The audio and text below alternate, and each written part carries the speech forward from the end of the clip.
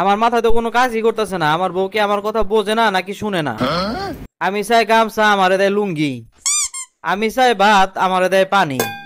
নতুন নতুন বিয়া করছি, বউরে কিছু বলতেও পারি না। তার সাথে ভালো হইব ডাক্তারের একটা পরামর্শ নেই। যাই, ভালো একটা ডাক্তারের পরামর্শ নিয়ে আসি। তা আপনার কি সমস্যা? ডাক্তার ম্যাডাম, সমস্যা তো আমার না, সমস্যা হইতেছে আমার বউয়ের। তাহলে তো আপনার বউকে নিয়ে আসতে হবে চেম্বারে। আপনি একা আসছেন, কারণ কি? আসলে ম্যাডাম, আমি নতুন বিয়া করছি। বউয়ের সাথে কথা বলতে গিয়া দেখি সে কানে কম শুনে। তারে তো আমি সরাসরি কিছু বলতে পারি না, এর জন্যই আপনার কাছে আইছি। আপনি যদি গোপনে কিছু ওষুধ দিতেন তাহলে অনেক ভালো হইতো। আসলে রোগী না দেখে কোনো ওষুধ দেওয়া যাবে না। এছাড়া আপনি একটা কাজ করতে পারেন, আপনি প্রথমে আপনার বউকে পরীক্ষা করে দেখেন সে কত দূর থেকে শুনতে পারে। আপনি কত দূর থেকে কথা বললে সে শুনতে পায় আর কত দূর থেকে কথা বললে সে শুনতে পায় না। ডাক্তার ম্যাডাম, এটা কিভাবে করব? আপনি প্রথমে আপনার বউকে 30 হাত দূর থেকে ডাক দিবেন, তারপর যদি সে শুনতে না পায় তাহলে 20 হাত দূর থেকে ডাক দিবেন। তারপর যদি সে শুনতে না পায় তাহলে 10 হাত দূর থেকে দিবেন, আর এরপরেও যদি শুনতে না পায় তাহলে 5 হাত দূর থেকে দিবেন। তারপরেও যদি শুনতে না পায় তাহলে আপনি একদম কাছ থেকে ডাক দিবেন। এরপরে আপনি আইসা আমাকে বললেন, আমি একটা ওষুধ দিব নে। ঠিক আছে ডাক্তার ম্যাডাম, আমি তাহলে যাই, পরীক্ষাটা করে নিয়ে আসি।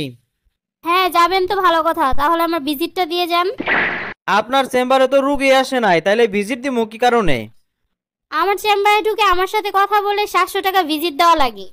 এখন আপনার জন্য 500 টাকা, আপনি যেহেতু রোগী আনেন নাই, 500 টাকা ভিজিট দিয়ে তারপরে আপনি যান। আচ্ছা ম্যাম, ঠিক আছে, দিতাছি।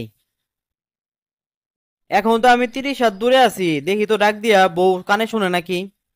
কি গো বউ, ঘরে আসো নি? এদিকে আসো। না, কোনো জবাবই তো দিল না। আচ্ছা যাই, এখন গিয়া 20 হাত দূরে থেকে ডাক্তার দেখি। কি গো বউ, আজকে রাতে কি রান্না করছো? কি দিয়া খাওয়াইবা? কি ব্যাপার, আমার বউ তো দেখি কোনো সাড়া দিতেছে না। এবার 10 হাত সামনে থেকে ডাক্তার দেখি কি বলে। কি গো, আজকে রাতের জন্য কি রান্না করতেছো? কি দিয়া খাওয়া হইব? আমার কিন্তু ইলিশ মাছ ভাজা খাইতে মন চাইছিল। বউরে ডাকতে ডাকতে মেজাজটা একদম গরম হয়ে যেতেছে, এখনো সাড়া দিল না। Oh no. আসলে আমার কপালটাই খারাপ। এবার মাত্র 5 হাত দূরে আছি, এবার মনে হয় শুনবো। বউ, কি রান্না করছো?